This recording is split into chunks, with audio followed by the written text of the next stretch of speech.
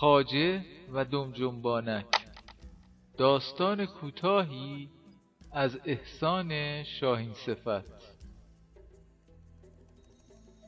در سالهای بسیار دور خواجه‌ای متمول بود که از مال و اموال دنیا بی نیاز و شهرت بیکران و فضل مدامش زبانزد خاص و عام بود.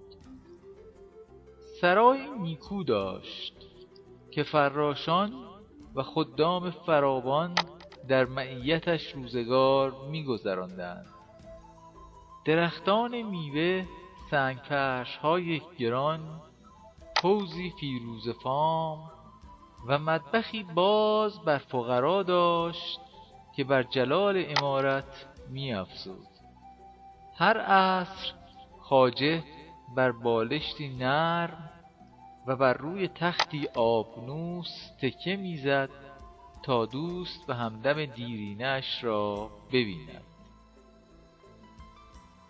در هنگام غروب آفتاب دم جنبانکی پرواز کنان ظاهر می‌گشت و بر لب حوض می‌نشست، چندین قطره آب می‌نوشید و به رسم طبیعتش دمش در همه حال در جنبیدن بود و از جنبیدن دم نسیمی دلپذیر برخاسته از روی آب گذشته و از شادابی آن نسیم طربناک وجود خواجه به وجد می آمد. دوران سپری شد و چرخ نیلوفری به رسم دیرینه خود سایه کهنسالی بر سر خواجه افکنده و پس از مدتی دار فانی را وداع گفت.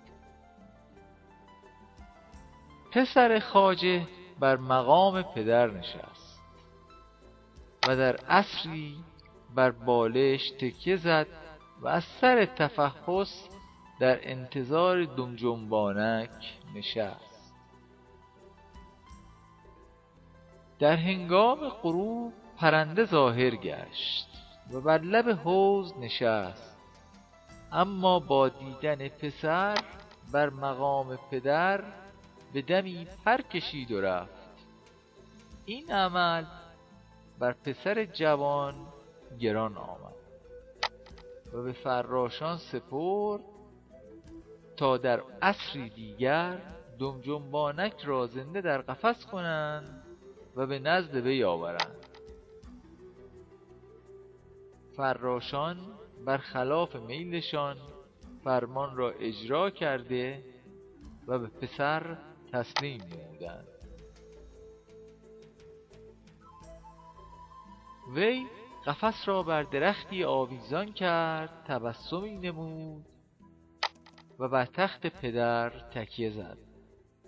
دم جنبانک به رسم دیرینه و سنت زندگانیش هر دم دمی تکان میداد و از تکان دمش قفس میلرزید و از لرزیدن قفس درخت تکانی میخورد و میوه های درخت بر زمین فرو میریخت. پسر که طاقتش طاق شده بود قفس را به دیوار عمارت بر میخی آویزان کرد. دم جنبانک دمی تکان داد و از تکان قفس دیوار لرزید و طاق عمارت و دیوار هر دو بر زمین فرو ریختند. قفس که به زمین خورد شکست و پرنده آزاد گشت و به دمی پرواز کنان دور گشت.